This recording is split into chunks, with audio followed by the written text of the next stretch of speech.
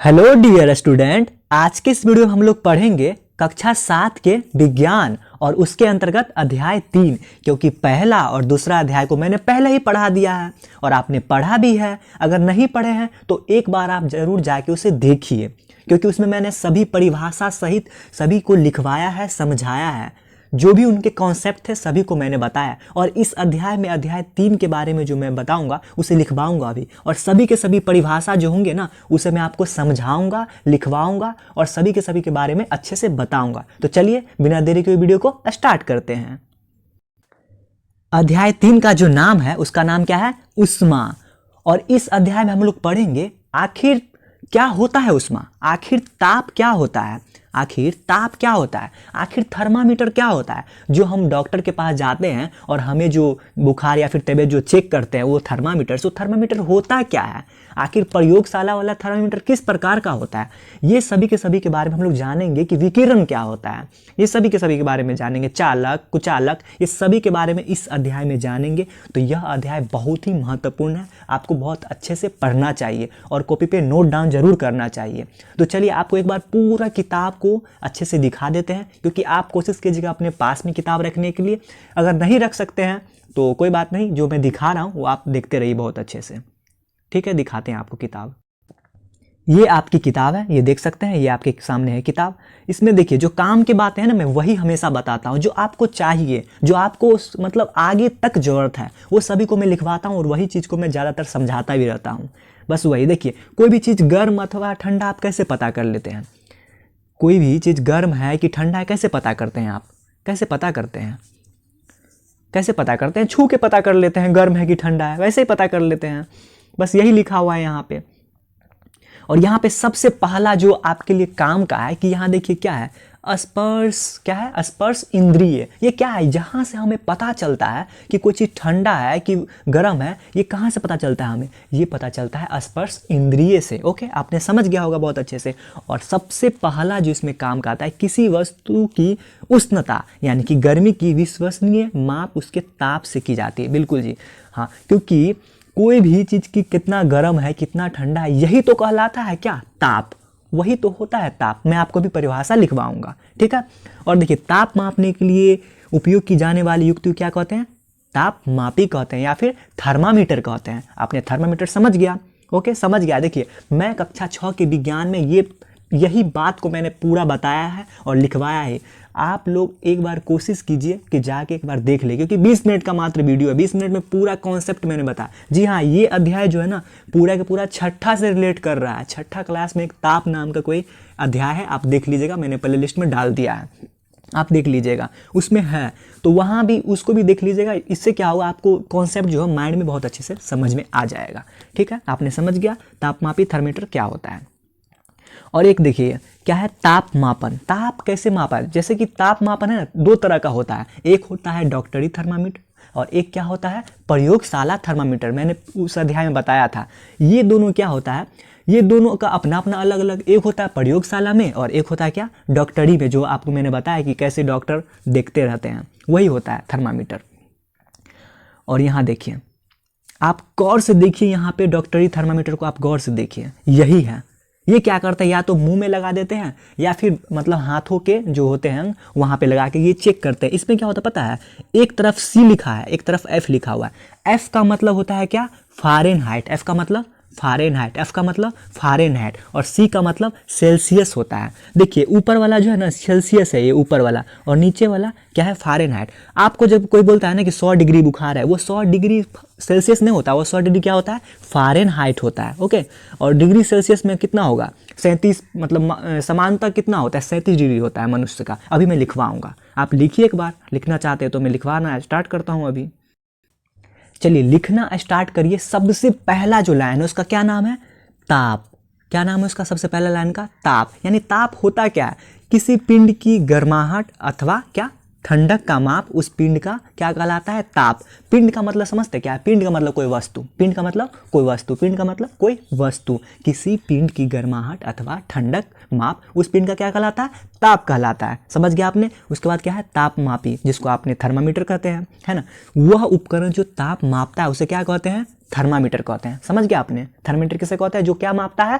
ताप मापता है। और एक और लाइन बहुत अच्छा से लिखा हुआ है, देखिए, ताप मापने के लिए अपने संभवतः 2 प्रकार की ताप मापियों का प्रयोग किया जाता है। ओके, कितने प्रकार के ताप मापियों का मतलब कितने प्रकार के थर्मामीटर होते हैं? 2। एक तो आपने किसे क्या कहा था? डॉक्टरी थर्मामीटर, और एक प्रयोगशाला थर्मामीटर या तापमापी कहिए। देखिए, तापमापी हिंदी, शुद्ध हिंदी में कहा जाता है, लेकिन इंग्लिश में उसको क्या कहते हैं? थर्मामीटर कहा जाता है। ऐसा उसका नाम। देखिए, विज्ञान जो है ना, इंग्लिश का एक कह सकते हैं, इंग्लिश से लिंक है। एक हर वर्ड का इंग्लिश ज़्यादातर मतलब यूज किया जाता है विज्ञान में, तो आपको घबराने की आवश्यकता नहीं। जैसे डॉक्टर है, डॉक्टर खुद इंग्लिश वर्ड है, ठीक है। देखिए, तो समझ गया आपने कितने प्रकार के होते हैं थर्मामीटर? 2, एक डॉक्टरी और एक प्रयोगशाला। समझ गया आपने? ये सभी को आपको नोट डाउन करना है। और ये तस्वीर आपकी किताब से ही मैंने लिया आपको दिखाने के लिए, कैसे सी लिखा हुआ है, कैसे एफ। अभी बताऊंगा सी और एफ का मतलब क्या होता है। ये सभी पेज को जो 3 पॉइंट है, ये आपको कॉपी पे नोट डाउन करना है। ओके, नोट डाउन करना है। अब दिखाते हैं आपको किताब, जो आपको काम है, मतलब आपके ज़रूरत का जो भी है उसे आप दिखाते हैं किताब में। यानी आपने समझ गया कि क्या होता है तापमापी और क्या होता है प्रयोगशाला तापमापी, और जो हम लोग के डॉक्टरी थर्मामीटर क्या होता है वो आपने समझ गया।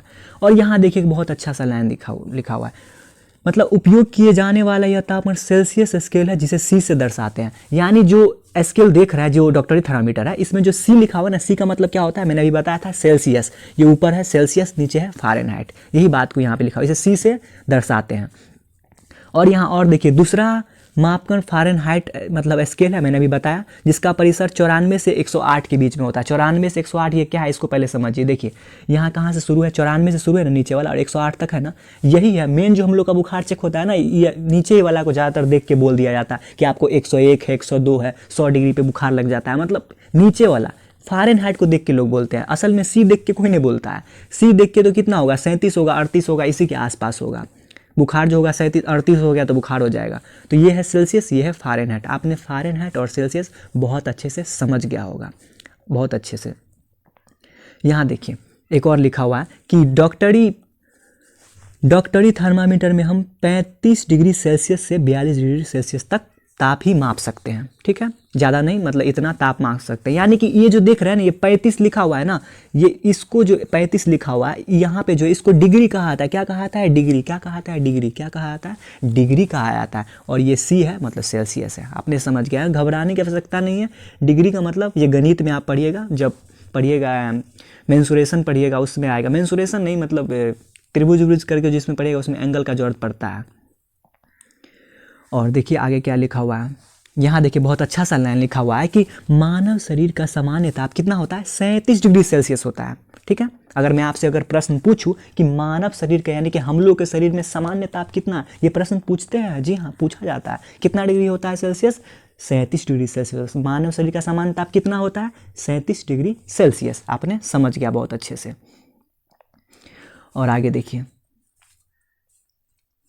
यहाँ देखिए क्या लिखा है, थर्मामीटर के उपयोग से पहले और उपयोग के पश्चात धोना चाहिए। धोने के लिए किसी प्रतिरोधी यानी एंटीसेप्टिक घोल का उपयोग अच्छा रहता है। यानी कि थर्मामीटर जब आप उपयोग करेंगे ना, तो उस समय उसको साफ़ कर देना। जब दूसरे को चेक करना है तो उससे पहले उसको साफ़ कर देना। यानी थर्मामीटर साफ़ होना चाहिए, बस यही कह रहा। जो साफ़ करने वाला एंटीसेप्टिक होता है ना, उसको प्रतिरोधी कहा जाता है, ठीक है, जिसे साफ़ किया जाता है। ज़रूरी नहीं भी है तो कपड़े से भी जो होते हैं ज़रूरत वाले, उनसे कर देना है। जो चेक करने के लिए होता है, अभी आप चेक नहीं कर रहे हैं, कभी देखिएगा चेक करके। उनमें जो सी का मतलब क्या है, एफ का मतलब आप अपने से एक बार चेक कीजिएगा, रखे अपने पास में रख के, हो जाएगा चेक। यहाँ देखिए, डॉक्टरी थर्मामीटर को केवल मानव शरीर का ताप मापने के लिए ही डिज़ाइन किया गया है। मानव शरीर का ताप 35 डिग्री से कम और 42 डिग्री से अधिक नहीं होता। यही कारण है कि थर्मामीटर का परिसर कितना है? 35 से 42। 35 से 42 क्यों होता है आपने जान के, आपके किताब में ये लिखा हुआ है, ठीक है। अब देखते हैं प्रयोगशाला तापमापी क्या होता है। प्रयोगशाला तापमापी पता है क्या होता है? ये देखिए आपके सामने तस्वीर दिख रहा है ना, ये तस्वीर, ये जो तस्वीर दिख रहा है ना, यही है, ये जो दिख रहा है ना, यही है। ये क्या है, ये प्रयोगशाला तापमापी है। ये प्रयोगशाला किसको कहते हैं पता है, जहाँ पे जैसे दवाई है ना, हम लोग दवाई कैप्सूल सब खाते हैं, वो कहाँ बनता है, वो प्रयोगशाला में बनते हैं। वो इसको इंग्लिश में कहा जाता है लेबोरेटरी। क्या, लेबोरेटरी, ये सब लेबोरेटरी में बनता है। तो लेबोरेटरी में भी तो चाहिए मतलब ताप मापने के लिए, ये आवश्यक है। ताप मापने के लिए सब चाहिए, क्योंकि इनसे पता चलेगा कि उनको क्या करना है, कितना ताप पे क्या देना है। ये आप विज्ञान में आगे पढ़ते हुए जाइएगा, तब पता चलेगा किस तरह से बनता है। इसका जो परिसर है ना, परिसर मतलब कितना से कितना होता है, कितना होता है, -10 डिग्री से कितना 110 डिग्री तक होता है। यानी मैं आपसे अगर प्रश्न पूछूं कि प्रयोगशाला तापमापी जो होता है उसका कितना से कितना परिसर होता है, तो आप तुरंत जवाब दीजिएगा कितना, -10 डिग्री से कितना 110 डिग्री सेल्सियस। आपने समझ गया होगा। यहाँ देखिए अधिकतम न्यूनतम तापमापी क्या होता है, जो अधिकतम और न्यूनतम ताप को मापता है उसे क्या कहते हैं, अधिकतम न्यूनतम तापमापी। मौसम देखिए, मौसम की रिपोर्ट में दिए गए अधिकतम तथा न्यूनतम ताप की जानकारी के लिए अधिकतम न्यूनतम, मतलब जो अधिकतम और न्यूनतम हमेशा बताते रहता है। तापमापी ये 2 ही तरह का नहीं, बहुत तरह का और होता है, जो जिससे जैसे कि मौसम जो हम लोग को पता चल जाता है कि कल बारिश होगा, कि परसों बारिश होगा, कब क्या होगा, ये सभी टेम्परेचर से पता हो जाता है। जी हाँ, इसके लिए वैज्ञानिक मौसम विभाग ये सब लगे रहते हैं। ये तो वो किससे पता करता है, ये सब किससे पता करते हैं, टेम्परेचर से ही पता करते हैं। यानी कि टेम्परेचर यानी तापमान से ही पता करते हैं। आपने समझ गया होगा कि प्रयोगशाला तापमापी क्या होता है, और डॉक्टरी थर्मामीटर क्या होता है ये भी समझ गया। यहाँ देखिए एक बहुत अच्छा है, ये देख रहे हैं कि अब जो है ना वो जो डिजिटल आ गया है, अब वो समय गया, अब एक डिजिटल आ गया है तापमापी। ये क्या है कि इसमें यहाँ से ऐसे लगाते हैं मुंह जीभ में, या फिर जो मतलब हाथ के होते हैं वहाँ पे लगाते हैं, और इससे पता चल जाता है इस पर कि कितना डिग्री सेल्सियस है। जी हाँ, ये एक अंकीय तापमापी है। मैं इसको लिखवाऊंगा नहीं, लेकिन बता देता हूँ कि ये अंकीय तापमापी है। ये क्या है, अंकीय तापमापी। आपने समझ गया अंकीय तापमापी, ये अंकीय तापमापी है, यानी कि ये अंक के द्वारा मापता है। इसका भी इस्तेमाल डॉक्टर करते हैं। जी हाँ, आपने देखा भी होगा, इसका भी इस्तेमाल करते हैं। ये भी तापमापी, ये भी थर्मामीटर, क्योंकि अब सब कुछ क्या हो चुका है, डिजिटल। यानी आप पढ़ रहे हैं तो क्या पढ़ रहे हैं, डिजिटल। आप पढ़ाई तो डिजिटल हो चुका है, इसी तरह ये भी डिजिटल है, इसको डिजिटल कहा जाता है। ठीक है, पढ़ाई हो गया क्योंकि आप घर में बैठ के पढ़ रहे हैं आप, तो क्या है, ये डिजिटल ही है, तो और क्या है, ये डिजिटल ही इसे कहा जाता है। तो आपने समझ गया अंकीय तापमापी क्या होता है। ठीक है, अब देखिए यहाँ देखिए क्या है, क्या लिखा हुआ, वह प्रक्रम जिसमें उष्मा किसी वस्तु के गर्म सिरे से ठंडे सिरे की ओर स्थानांतरण होती है उसे क्या कहते हैं, चालन कहते हैं। यानी कहाँ से, गर्म, मतलब गर्म के तरफ से किसी ठंडे की ओर। यानी यहाँ से अगर हम कोई चीज़ को देखिए, यहाँ पे एक चित्र भी बहुत अच्छा दिया हुआ है, यहाँ देखिए, यहाँ पे कोई चीज़ को गर्म कर रहे हैं, ठीक है, गर्म कर रहे हैं, और गर्म इधर ठंडा होगा, जरूर है कि ठंडा ही होगा, तो ये धीरे धीरे धीरे करके पूरा रॉड गर्म हो जाएगा। तो इसका मतलब क्या है, ये चालन हो रहा है। चालन मतलब कि चल रहा है, उष्मा क्या हो रहा है, चल रहा है। अभी उष्मा का परिभाषा भी लिखवाऊंगा, उष्मा क्या कर रहा है, चल रहा है, उसी को चालन कहा जाता है। और एक होता है चालक, एक होता है कुचालक। ठीक है, ये मैं आपको अभी लिखवाता हूँ, कॉपी पे आप नोट डाउन कीजिए। आपको जो अपने कॉपी पे नोट डाउन करना है, ये देखिए, सबसे पहले क्या लिखना है, डॉक्टरी थर्मामीटर में सामान्यतः उपयोग किया जाने वाला मापक्रम सेल्सियस स्केल। आपको मैंने बताया अभी, मापक्रम ताप का डिग्री मतलब क्या है, मात्रक डिग्री सेल्सियस है, जिसे डिग्री सेल्सियस से दर्शाते हैं। ये आपको लिख लेना आपके कॉपी पे। ठीक है, मानव शरीर का सामान्य ताप कितना होता है, 37 डिग्री सेल्सियस। कितना, 37 डिग्री सेल्सियस। आप लिख लीजिए अपनी कॉपी पे बहुत अच्छे से। यहाँ देखिए, प्रयोगशाला तापमापियों का कितना ताप परिसर कहाँ से कहाँ होता है, -10 से कितना, 110 डिग्री सेल्सियस तक। अगर आपसे इस तरह का प्रश्न अगर पूछे ना, तो तुरंत आप जवाब दीजिएगा कि हम लोग के शरीर का सामान्य ताप कितना होता है, 37 डिग्री, और प्रयोगशाला तापमापी में कितना किया जाता है इस्तेमाल, -10 से 110 डिग्री तक, सेल्सियस तक। और अंत में है जो मैंने आपको कहा था कि उष्मा का परिभाषा क्या होता है, वो आपको बताऊंगा। देखिए, जो तापमान में अंतर के कारण एक वस्तु से दूसरी वस्तु की ओर क्या करती है, स्थानांतरित होती है, उसे क्या कहते हैं, उष्मा कहते हैं। यानी कि तापमान में अंतर के कारण एक वस्तु से दूसरी वस्तु को क्या होती है, स्थानांतरण, मतलब कि एक से दूसरा में जा रही है। स्थानांतरण मतलब क्या है, एक से दूसरा में जा रही है, उसे क्या कहते हैं, उष्मा कहते हैं। आप लिख लीजिए इसे कॉपी में, नोट डाउन कीजिए इसे, बहुत इंपॉर्टेंट है ये। और यहाँ देखिए, वो उसे करने के बाद आपको ये करना है नोट डाउन, ठीक है, कि चालक किसे कहते हैं, जिनसे उष्मा आसानी से क्या होता है, प्रवाह होते हैं, उसे क्या कहते हैं, चालक कहते हैं। यदि आपसे कोई पूछे कि चालक किसे कहते हैं, क्या कहिएगा, जिनसे उष्मा आसानी से प्रवाह होते हैं उसे क्या कहते हैं, चालक कहते हैं। जैसे किन से, एल्युमिनियम, लोहा, तांबा, जी हाँ, लोहा को गर्म कीजिएगा ना तो वो धीरे धीरे पूरा गर्म हो जाएगा, पूरा लोहा के जो शुरू जहाँ से गर्म कीजिएगा ना वो पेंदी तक गर्म हो जाएगा। तो ये क्या है, ये क्या है, ये चालक है।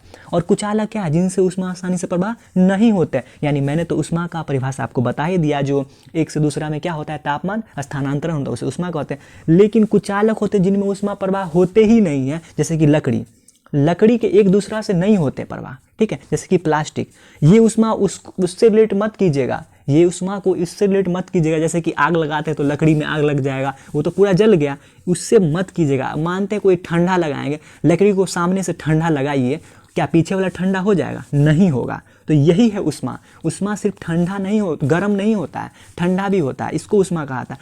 एक से दूसरे में फैलता है, इसको कहा जाता है ऊष्मा। आपने ऊष्मा के बारे में समझ गया होगा। जैसे जल है ना, ये जल ऊष्मा है, मतलब क्या बोलते हैं, सॉरी, ऊष्मा नहीं है, जल क्या है, कुचालक है। जल क्या है, कुचालक है, क्योंकि इससे ऊष्मा क्या होता है, इससे ऊष्मा आसानी से प्रवाह नहीं होता है। अगर ऊष्मा होगा तो सोचिए क्या होगा, इमेजिन कीजिए, बहुत मतलब क्या हो जाएगा।